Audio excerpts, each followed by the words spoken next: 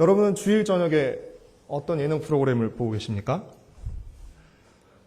요즘 시청률이 가장 높은 주일 저녁 예능 프로그램은 진짜 사나이라고 합니다. 보신 분들은 잘 아시겠지만 이 진짜 사나이라는 프로그램은 6명의 남자 연예인들이 일주일 동안 군대에 들어가서 군 장병들과 함께 실제로 훈련받고 생활하는 그 모습을 담은 리얼 버라이어티 프로그램입니다. 몇 주 전에 저희 집 아이들과 함께 이 프로그램을 보다가 병사들이 이렇게 뛰면서 군가를 부르는 장면이 나왔는데요. 저도 모르게 그 군가를 따라 불렀습니다. 아이들도 놀라고 저도 놀랐습니다. 제가 1992년에 입대해서 94년에 제대했으니까요. 군대에 갔다 온 지가 약 20년 정도 됐습니다. 군대 갔다 오고 난 후에 이 군가를 부른 적이 없습니다. 부를 일도 없고 부른 적도 없습니다. 그런데 20년이 지난 어느 날 문득 이 전우라는 군가가 저도 모르게 제 입에서 불쑥 나오고 만 것입니다. 그러면서 동시에 군가를 부르면서 훈련받았던 일들 막 떠오르고 군대에서 있었던 일들도 함께 떠올랐습니다. 20년 전에 불렀던 노래가 20년 후에 기억이 나고 또 그 노래를 부르면서 함께 있었던 20년 전의 일들도 함께 기억이 나게 됩니다. 이처럼 노래는 힘이 셉니다. 노래는 기억하게 하는 힘이 아주 강합니다. 그래서 모세는 이스라엘 백성에게 노래를 남긴 것인지도 모르겠습니다. 애굽에서부터 모압 평야에 이르기까지 모세는 자신이 맡은 구간을 열심히 달렸습니다. 이제 더 이상 이스라엘 백성들과 함께 갈 수 없었던 모세는 신명기 31장에서 이스라엘 백성들을 위해 3가지를 남깁니다. 31장에서 3가지를 남기는데요. 그 3가지가 무엇이죠? 첫 번째, 사람. 두 번째, 책. 세 번째, 노래입니다. 모세는 자신의 뒤를 이어 이스라엘 백성을 이끌 여호수아라는 지도자를 남겼습니다. 그리고 자신이 이스라엘 백성들에게 설교하고 가르쳤던 그 율법의 모든 말씀을 기록한 율법책을 남겼습니다. 그리고 율법책의 메시지를 담은 노래를 남겼습니다. 왜 하나님은 율법책뿐 아니라 노래까지 남기게 하신 것일까요? 제가 그 이유를 한번 생각해 봤습니다. 성경에 나와 있지 않지만. 곰곰이 생각해 보니까 그 당시 책은 지금처럼 이렇게 쉽게 만들 수 있는 물건도 아니고 쉽게 가질 수 있는 물건도 아니죠. 모세는 율법을 기록하고 이 율법책을 누구에게 맡겼습니까? 레위 자손 제사장들에게 맡겼습니다. 그리고 이 책을 어디에 보관하게 했죠? 언약궤 곁에 보관하게 했습니다. 그러니까 백성들은 이 자유롭게 율법책을 볼 수 없었죠. 그들이 율법책을 대할 수 있었던 것은 언제입니까? 7년마다 제사장들이 율법을 낭독할 때, 그때서야 먼 발치에서 율법책의 모습을 보고 또 율법책의 내용을 귀로 들을 수 있었던 것입니다. 모세는 율법책을 남겼지만 그 율법책은 개개인이 소유하거나 쉽게 접할 수 없었기 때문에 하나님께서는 개개인이 쉽게 소유할 수 있고 접할 수 있는 이 노래라는 수단을 통해서 율법책의 메시지를 전달하고 기억하게 하신 것 같습니다. 모세가 남긴 이 노래를 증거의 노래라고도 부르는데 이 노래가 바로 이스라엘의 배반을 증언하고 있기 때문입니다. 이 노래는 우리가 방금 읽은 것처럼 1절부터 32장 1절부터 43절에 이를 정도로 매우 깁니다. 여러분이 읽으시면서 느끼셨겠지만 내용이 굉장히 많은 것 같고 그렇죠?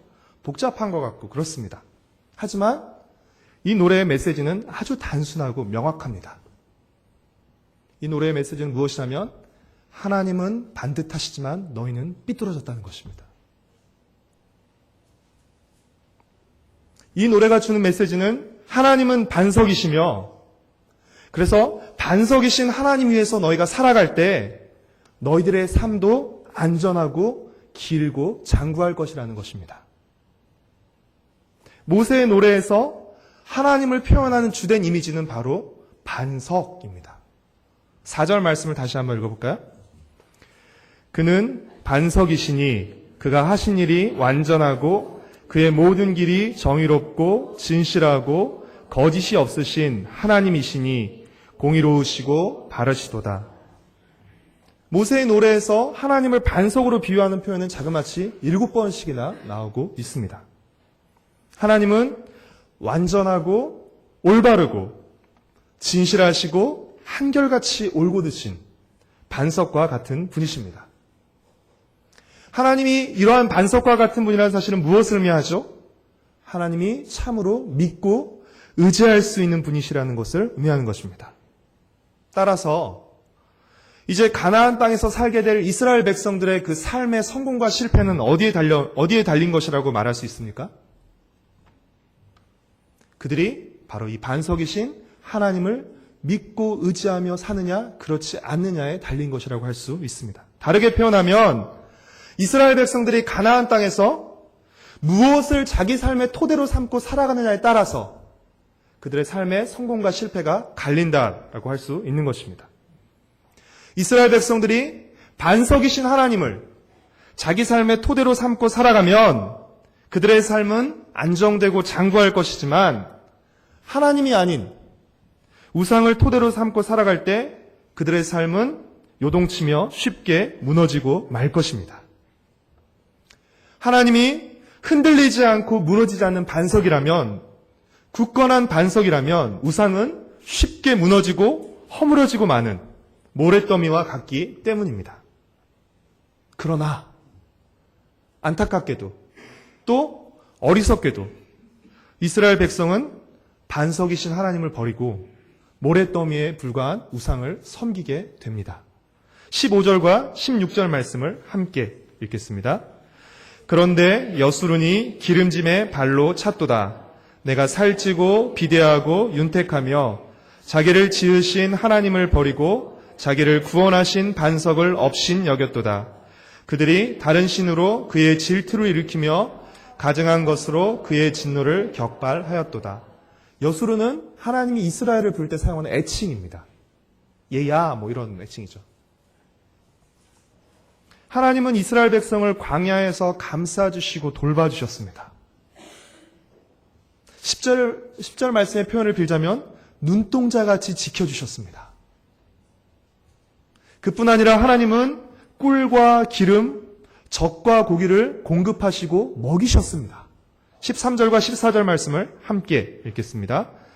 여호와께서 그가 땅의 높은 곳을 타고 다니게 하시며 밭의 소산을 먹게 하시며 반석에서 꿀을, 굳은 반석에서 기름을 빨게 하시며 소의 엉긴 젖과 양의 젖과 어린 양의 기름과 바산에서 난 순양과 염소와 지극히 아름다운 밀을 먹이시며 또 포도즙에 붉은 술을 마시게 하셨도다. 한마디로 이런 극진한 하나님의 돌보심과 먹이심 덕분에 이스라엘은 여수르는 살찌고 윤택해지게 될 수 있었습니다. 그러나 배은망덕하게도 하나님의 돌보심과 먹이심 때문에 살찌고 기름지게 된 이스라엘 백성들은 이제 배부르니까, 이제 등 따스워지니까 그동안 먹이고 돌보신 하나님을 업신여기며 버리게 된 것입니다. 배부르고 등 따뜻해지니까 하나님을 외면하고 입 싹 닫고 등을 돌리는 것이죠. 그런데 그 이유가 무엇 때문이죠? 왜 이스라엘 백성들은 가나안 땅에 들어가서 하나님 주신 가나안 땅에 들어가서 지금까지 돌보시고 먹이신 하나님께 등을 돌리고 우상을 섬기게 되는 것입니까? 그 이유는 그들이 더 많이 먹고 더 마음껏 먹고 즐기기 위해서입니다. 하나님 덕분에 배부르게 되었는데 더 배부르고 싶은 욕심 때문에 우상을 섬기는 것이에요. 아이러니하죠. 이스라엘 백성이 가나안 땅에서 섬기는 우상 중 대표적인 우상이 바로 바알이라는 우상입니다. 이 바알은 어떤 신입니까? 비와 바람을 주관하는 농사의 신이었습니다. 바알을 섬기면서 더 많은 곡식을, 더 많은 소유를 얻고자 했던 것이죠. 하나님께서 은혜로 주신 약속의 땅 가나안에서 이스라엘 백성은 더 많은 소산을 거두고자 하나님을 버리고 바알을 섬기게 되는 것입니다. 모세의 노래는 이스라엘의 배반을 고발하는 고발의 노래입니다.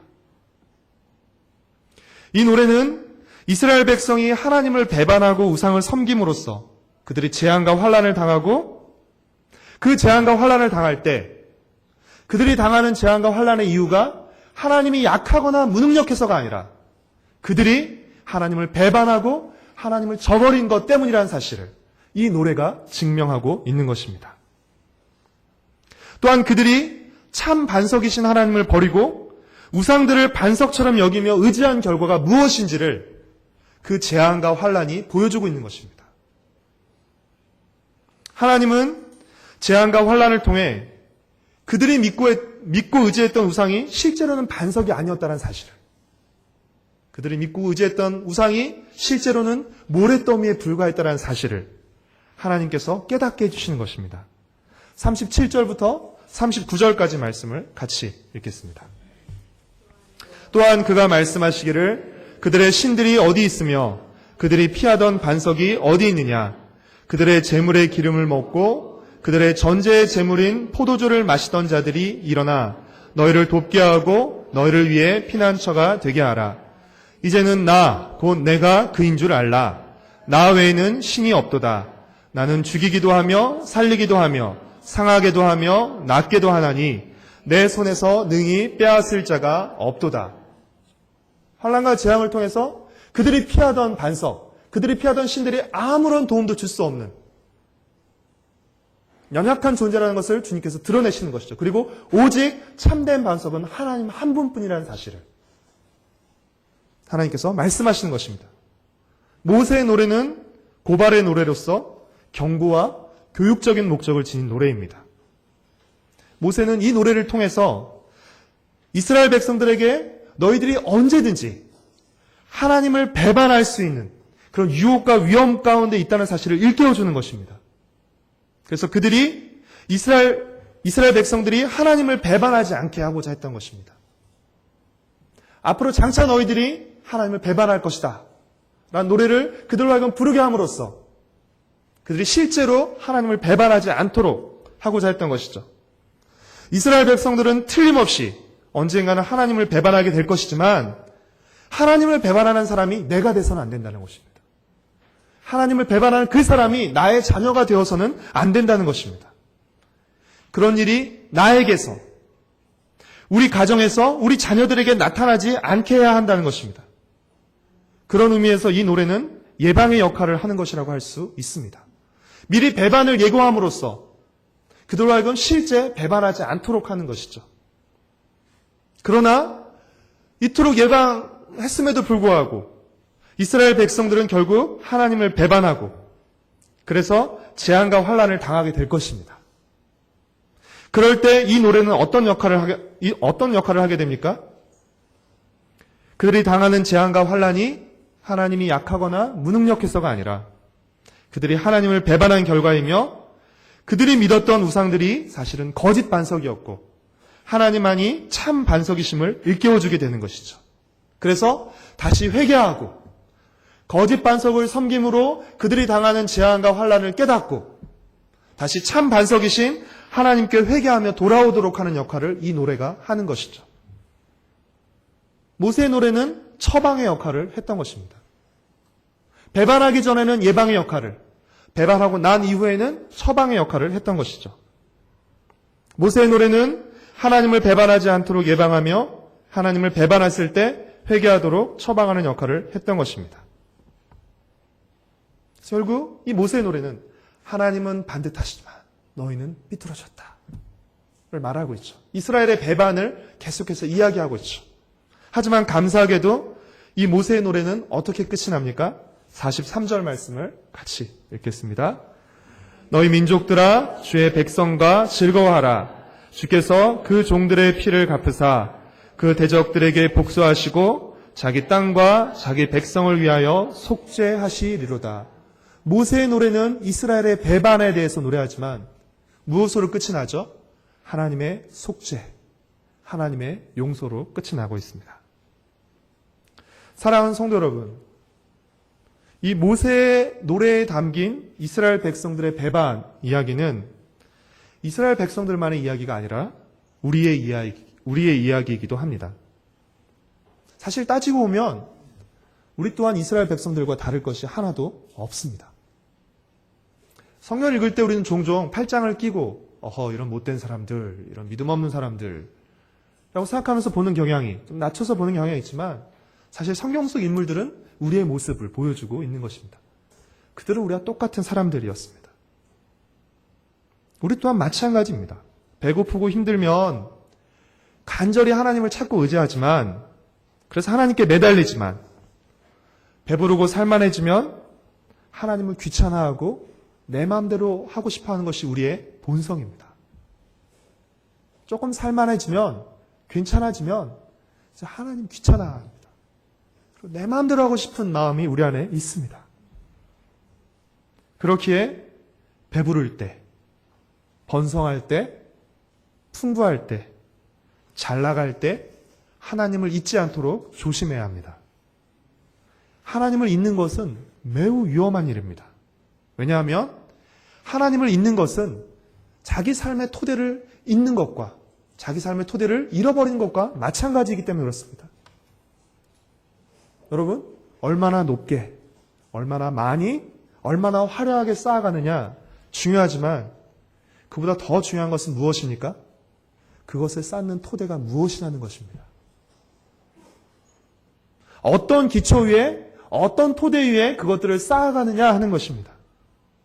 아무리 높고, 아무리 크고, 아무리 비싸고, 아무리 화려하게 쌓는다 할지라도 그 기초가, 그것을 쌓아둔 기초가, 그 토대가 흔들리고 허술하다면 어떻게 되는 것입니까? 그것은 높이 쌓으면 쌓는 만큼 더 불안하고 위험해지는 것입니다. 마태복음 7장을 보면 예수님께서 산상설교를 하시고 마지막 결론 부분에 두 건축자의 비유를 말씀하십니다. 한 사람은 반석 위에 집을 지었습니다. 그리고 다른 한 사람은 모래 위에 집을 지었습니다. 두 사람이 지은 집의 모양과 규모가, 크기가 같다고 가정 한번 해보시고요. 여러분은 어느 집에 들어가서 살고 싶으십니까? 당연하죠. 우리는 모래 위에 지은 집보다 반석 위에 지은 집이 더 안전하다는 사실을 잘 알고 있습니다. 그런데 문제는 무엇입니까? 집은 모래가 아닌 반석 위에 지어야 한다는 것을 잘 알면서도 우리의 인생은 반석이 아닌 모래 위에 세우려는 경향이 우리에게 있다는 것입니다. 반석이신 하나님을 버리고 하나님이 아닌 다른 모래더미 위에 우리의 인생을 세워가려고 하는 그 마음들이 우리에게 있다는 것입니다. 그것을 너무 아무렇지 않게 당연하게 생각하고 있다는 것입니다. 모세의 노래가 또 성경 전체가 우리에게 한결같이 외치는 메시지는 무엇입니까? 하나님만이 참되고 영원한 반석이시라는 것입니다. 하나님만이 참되고 영원한 반석이시라는 것입니다. 하나님만이 우리가 믿고 의지할 수 있는 올곧고 견고한 반석이시라는 것입니다. 하나님이 아닌 하나님을 대신하는 그 모든 것들은 반석처럼 보이지만 결국은 모래더미에 불과하다는 것입니다. 하나님이 아닌 하나님을 대신하는 모든 것들은 이사야 36장의 표현을 빌자면 결국 상한 갈대 지팡이와 같다는 것입니다. 상한 갈대 지팡이에 우리의 몸을 의지할 때 어떤 일이 일어납니까? 갈대 지팡이도 부러지고 그 지팡이를 의지했던 우리의 몸도 부러지게 되는 것입니다. 사랑하는 성도 여러분, 여러분의 삶의 토대는 무엇입니까? 여러분은 무엇 위에 여러분의 인생을 세워가고 계십니까? 하나님입니까? 아니면 세상입니까? 변치 않는 하나님의 뜻입니까? 아니면 변하는 세상의 가치입니까? 흔들림 없는 하나님의 말씀입니까? 아니면 요동치는 우리의 욕망입니까?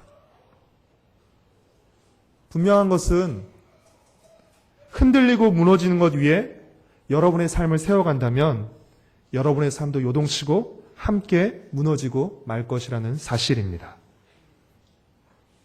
우리 삶의 토대를, 우리 삶을 어디 위에 세워가야 하는 것입니까? 변함없고 흔들림 없는 견고하고 영원한 반석이신 그 하나님을 우리 삶의 토대로 삼아야 하는 것입니다. 그분의 말씀을 따라 우리의 삶을 세워가야 하는 것입니다. 그럴 때 우리 삶도 견고하며 영원하게 되는 것입니다. 사랑하는 성도 여러분, 우리 삶은 반석이신 하나님과의 연결 여부에 달려 있습니다. 하나님께 연결되어 있을 때, 그 위에 설 때 우리 삶이 안전하고 장구하게 될 것입니다.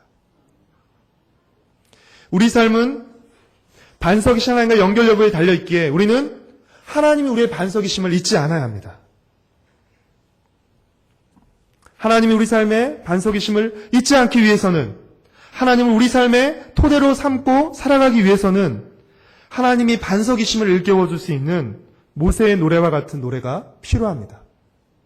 모세의 노래와 같은 노래를 우리가 불러야 합니다. 이미 우리 공동체에는 우리가 다음 세대가 함께 부를 노래들이 있습니다.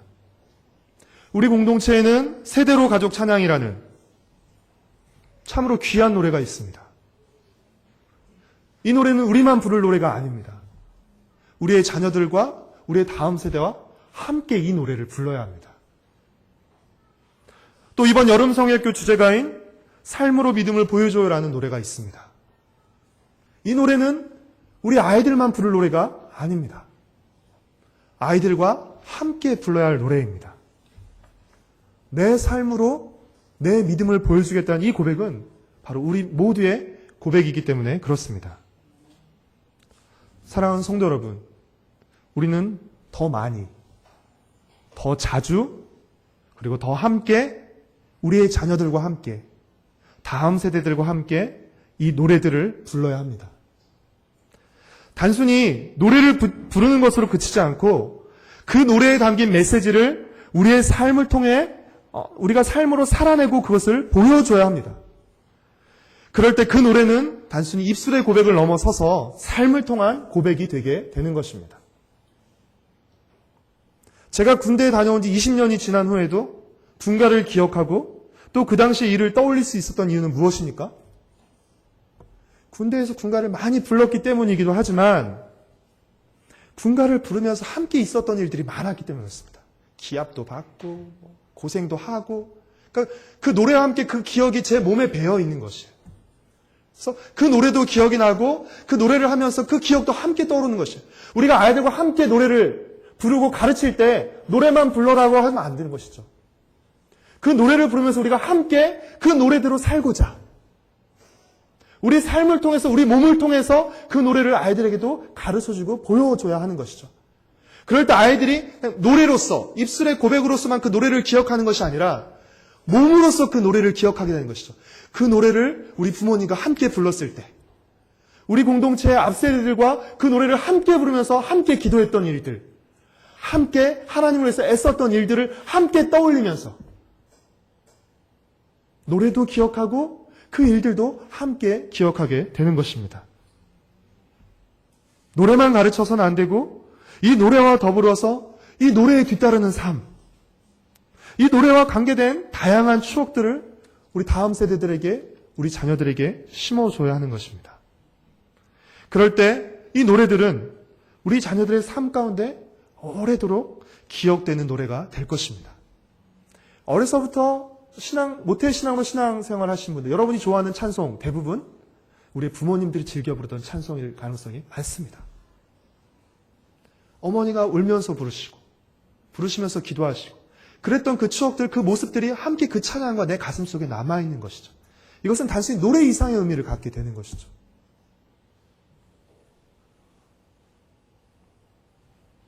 연주자의 가정에서는 어떤 노랫소리가 들려올까요? 이렇게 클래식, 이런 음악 연주가 많이 들려오겠죠. 하나님의 대사관인 여러분의 가정에서는 어떤 노랫소리가 들려오고 있습니까? 바라기는 찬양과 말씀 소리가 여러분의 가정 가운데 항상 들려 나올 수 있기를 바랍니다. 여러분의 자녀들에게 찬양과 말씀을 들려주십시오. 테이프를 들려주시든지 CD를 들려주시든지 극동방송을 들려주시든지 좋아하진 않겠지만요. 네. 들려주시는 것을 그치지 마시고 함께 읽으세요. 말씀을 읽어라 라고 하지 마시고 함께 읽으세요. 저는 수요예배 때 좀 길긴 하지만 말씀을 함께 읽는 것이 저는 굉장히 우리 공동체, 우리 모두에게 또 하나의 기억이 된다고 생각해요. 자녀들과 함께 말씀을 읽으세요. 함께 찬양을 하세요. 뭐 배웠던 찬양 불러봐라만 하지 마시고 함께 찬양도 하시고 율동도 하시고, 작은 것이지만 부모님과 함께 또 형제 자매들과 함께 말씀을 읽고 찬양했던 기억이 우리 자녀들의 몸과 삶에 자연스럽게 스며들게 될 것입니다. 그래서 그들의 기억에 남게 될 것입니다. 이것이 별것 아닌 것 같지만 결코 작은 일이 아니라 이것은 생명을 살리고 기초를 다지는 아주 크고 중요한 일입니다. 46절과 47절 말씀을 같이 읽겠습니다. 그들에게 이르되 내가 오늘 너희에게 증언한 모든 말을 너희의 마음에 두고 너희의 자녀에게 명령하여 이 율법의 모든 말씀을 지켜 행하게 하라. 이는 너희에게 헛된 일이 아니라 너희의 생명이니 이 일로 말미암아 너희가 요단을 건너가 차지할 그 땅에서 너희의 날이 장구하리라. 우리가 아이들과 함께 말씀을 읽고 함께 찬양하고 말씀을 가르치는 일 결코 헛된 일 아닙니다. 이거 한다고 점수가 더 올라가는 것은 아니지만, 성적이 더 좋아지는 것은 아니지만, 이것은 아이들의 생명을 살리고 아이들의 인생이 견고하게 세워가게 하는 아주 중요한 일인 것입니다. 자녀들과 함께 말씀을 듣고 읽고 함께 하나님을 찬양하고 가족이 예배하는 것은 우리 자녀들의 삶의 토대를 하나님 위에 세우는 아주 중요한 일입니다. 참되고 영원한 반석이신 하나님을 잊지 않고 변치 않는 하나님의 말씀 위에서 그 하나님의 말씀을 따라 멋지고 복된 인생을 살아가는 우리 자신, 우리 가정, 그리고 우리 다음 세대와 우리 교회 공동체가 되기를 간절히 소망하고 축복합니다. 우리 함께 같이 찬양하시고 같이 기도하시겠습니다.